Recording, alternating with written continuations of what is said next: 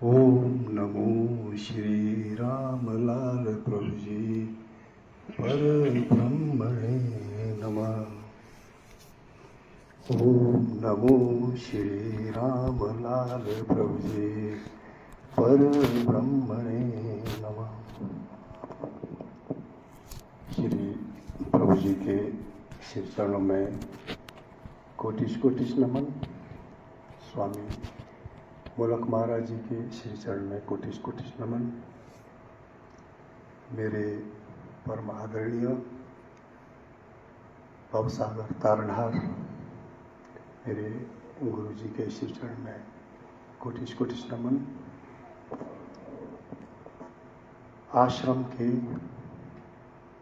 आचार्य मेरे अग्रज आदरणीय परम आदरणीय गुरु भाई जी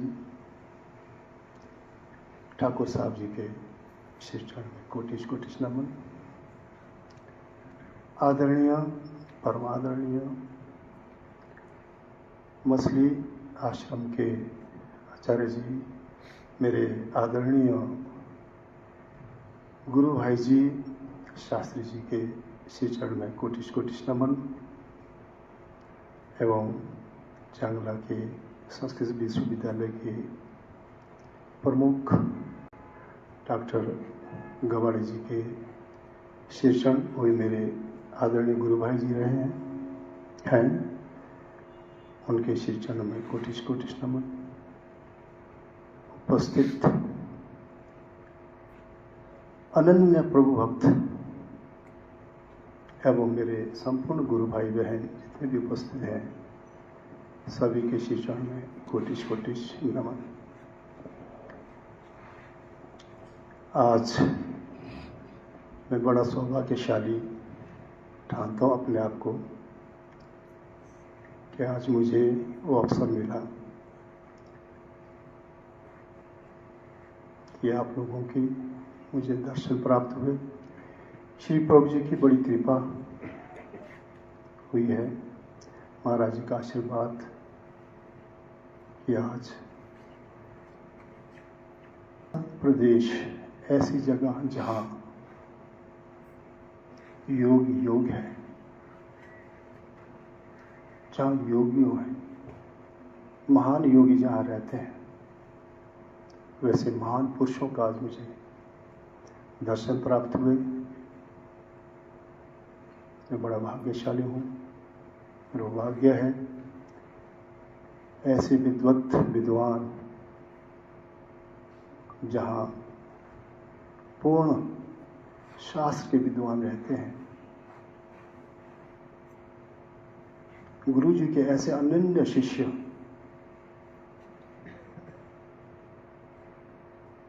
ऐसे विद्वान शिष्य जहाँ पर रहते हैं, वैसे विद्वानों का, वैसे महान योगियों का जो मुझे आज दर्शन प्राप्त हुआ है, मैं गदगद हूँ। मैं बयान नहीं कर सकता। एक नन्हा सा भक्त, छोटा सा दास प्रभु जी का,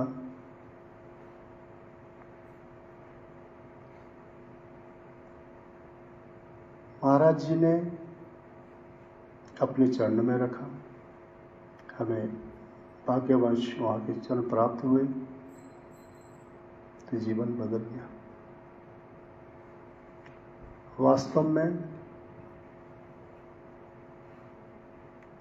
मुझे न कोई योग का ज्ञान था, न योग की जानकारी थी। मेरे कोई ऐसे पूर्व कर्म थे जिसकी बदौलत मुझे होशियारपुर आश्रम के महाराज जी के जो श्री चरण प्राप्त हुए, उन्होंने अपने श्री चरणों में रखा। वहाँ से मेरा जीवन बदल गया। जब से मैंने आश्रम में पांव रखे, मेरा जीवन अलग सा हो गया। मैं तो सांसारिक दुनिया में मस्त था। संसार जिधर जिधर चलाता था, जहाँ जहाँ जाता था, जो जो क्रिया करता था, मैं उसी में रहता था। मगर जब से महाराज जी के आश्रम में आना हुआ, महाराज जी के आशीर्वाद से थोड़ा बहुत सीखा और जीवन की क्या है, जीवन क्या है, जीवन की सार्थकता क्या है, वहाँ से जान पाया। महाराज जी शुरू में जब आया, श्याम जी आप क्या करते हैं? गुरु जी मैं शिक्षक हूँ। आप योग के बारे में जानते हैं? महाराज जी मुझे कोई जानकारी नहीं। तो आपकी अर्धांगिनी तो योगी है। मैं कहा महाराज जी है, तो उनसे कुछ नहीं सीखा? महाराज जी मेरा मन नहीं लगता, नहीं सीखा।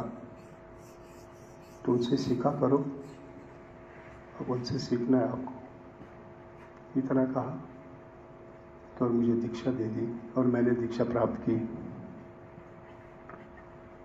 फिर भी उतना मन नहीं लगता था शुरू में।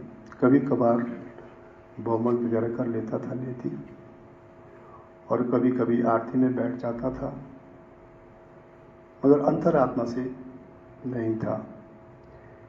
एक समय ऐसा आया,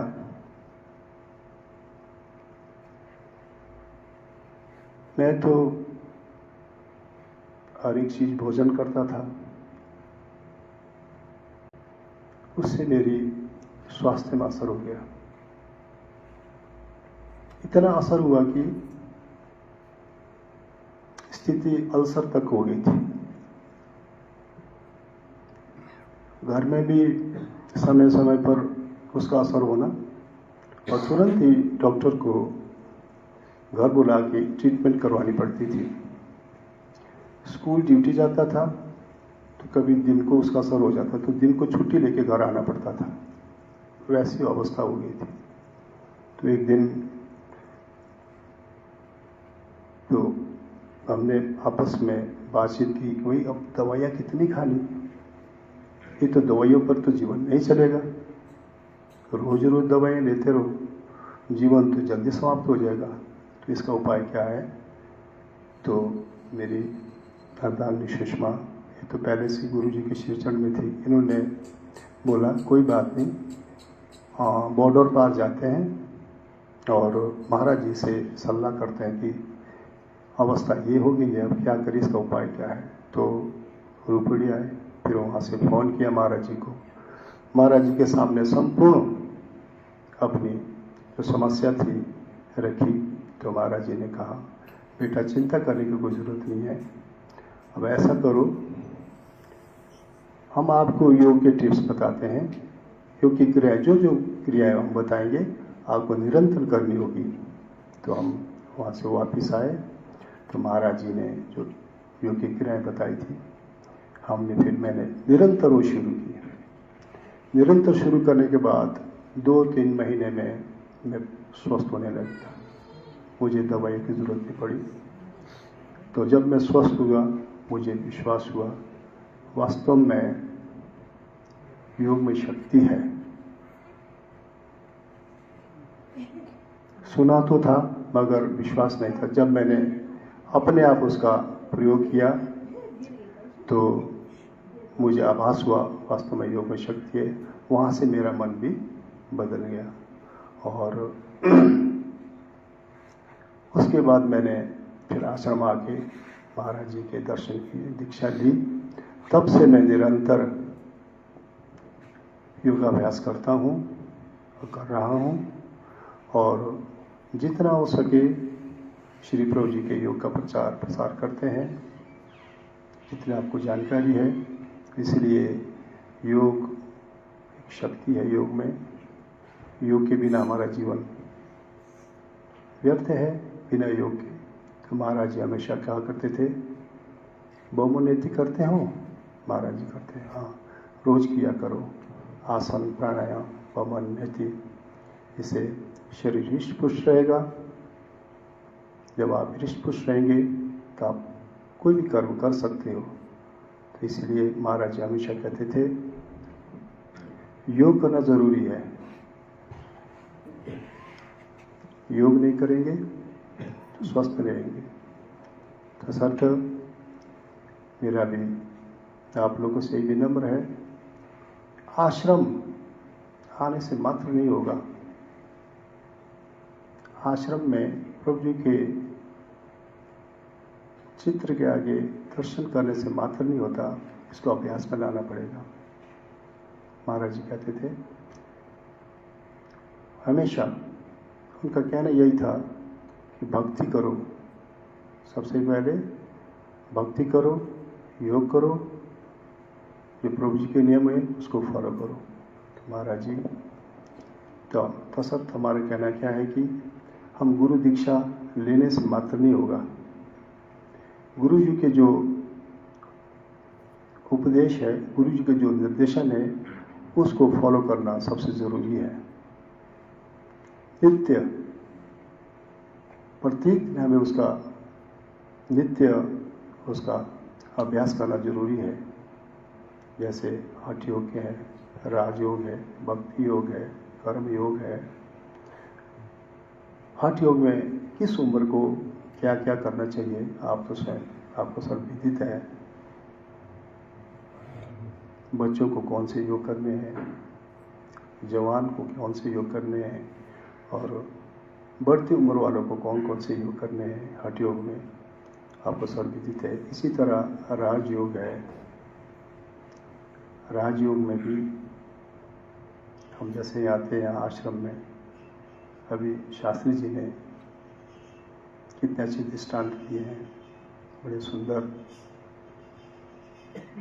हम इसीलिए ही आते हैं कि हम आश्रम में आए,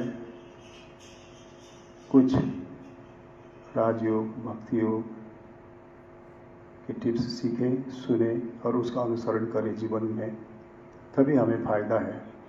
जब तक इन चीज़ों का अनुसरण हम नहीं करेंगे, अपने जीवन में लागू नहीं करेंगे, इसके अभ्यस्त नहीं होंगे, तब तक हमें कभी भी जीवन में फायदा नहीं होगा, इसका आनंद नहीं आएगा। क्योंकि हम आते हैं प्रगति के लिए और उन्नति के लिए तो नहीं आते। हम इसीलिए आते हैं कि हमारे जीवन में उन्नति हो, आध्यात्मिक उन्नति हो, जिससे हमारा जीवन सुखी होता है, आनंदमय होता है। अन्यथा आश्रम में आने से, दर्शन करने से, चरण स्पर्श करने से मात्र प्रगति, जीवन की उन्नति होने वाली नहीं है। तो महाराज जी हमेशा यही कहते थे आश्रम आने से कुछ भी प्राप्त नहीं होगा। आप लोगों को जो गुरुओं के जो दिए टिप्स हैं उसको फॉलो करना पड़ेगा, गुरु के वचनों को मानना पड़ेगा, उनके दिए हुए जो निर्देश है उसको ज़रूरी फॉलो करना पड़ेगा। अन्यथा हम वहीं के वहीं रह जाएंगे। सत्य जितने भी यहाँ आज प्रभु भक्त आए हैं, आप बड़े भाग्यशाली हैं कि आपको ऐसे महान योगी यानी शास्त्र विद्वत जैसे शीर्षण प्राप्त हुए हैं। आपको इन लोगों से, बड़े बड़े महापुरुषों से बहुत कुछ प्राप्त होते रहता है, आशीर्वाद प्राप्त होता है। गवाड़ी जी, शास्त्री जी पूर्ण शास्त्र के विद्वत है, विद्वान है, और योगी अमर ठाकुर साहब वे प्रभु जी के बड़े भक्त, अनन्य भक्त और सद्गुरु महाराज जी के अनन्य शिष्य रहे हैं। ऐसे महान पुरुषों के शीर्षण में आप लोग हैं, भाग्यशाली हैं। हम भी बारंबार संपर्क करते रहते हैं, कोई हमें समस्या है, जानकारी लेते रहते हैं इनसे और लेते रहेंगे। हम तो कुछ दास है, हमें इतना ज़्यादा कुछ नहीं आता। तो सत्य आप बहुत भाग्यशाली है। मैं तो कहता हूँ कि मुझे इतने महान उच्च कोटि के आदरणीय गुरु भाई का संगत मिला, मुझे बहुत कुछ सीखा। आश्रम में हमेशा मिलता था, जानकारी लेता था। महाराज तो थे ही, फिर भी अपने सत्संगियों से मैं भी काफ़ी जानकारियाँ लेते रहता था कि क्या है, कैसा है, क्या करना, कैसा करना। बहुत कुछ सीखा, अभी बहुत कुछ सीखने को है, सीखूंगा ऐसे विद्वत लोगों से। प्रभु जी चाहे मुझे अवसर बार बार मिले आप लोग के चरण में आने का और कुछ सीखने का। आशा करता हूँ और मुझे विश्वास है और प्रार्थना करता हूँ आप लोगों की भक्ति और कुछ होती रहे। प्रभु जी आपको आशीर्वाद दे।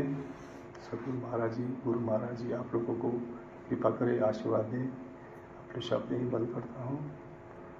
बोल सच्चिदानंद गुरु प्रभु पूर्ण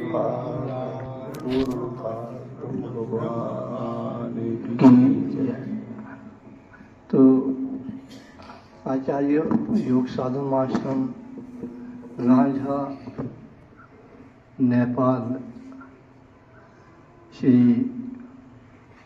श्याम बूढ़ा जी ने बड़े निमाने भाव से, बड़े विनम्र भाव से, सम्मान पूर्वक, आदर के भाव से परिपूर्ण और हठ योग और राजयोग और गुरु के दिए हुए टिप्सों पर चलने के लिए हम सबको प्रेरित किया है और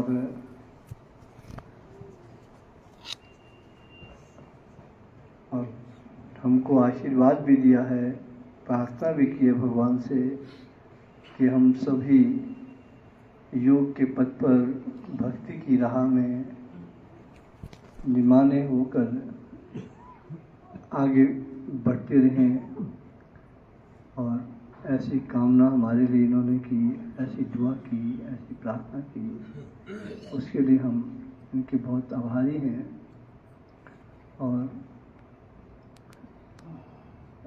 प्रभु जी करें कि ये हमारे प्रेमी तो हैं ही हैं और ये प्रेम और बढ़ता चले जाए और हम प्रेम के सागर में डूबकर जो है ईश्वरीय प्रेम को प्राप्त करने में समर्थवान बन सके।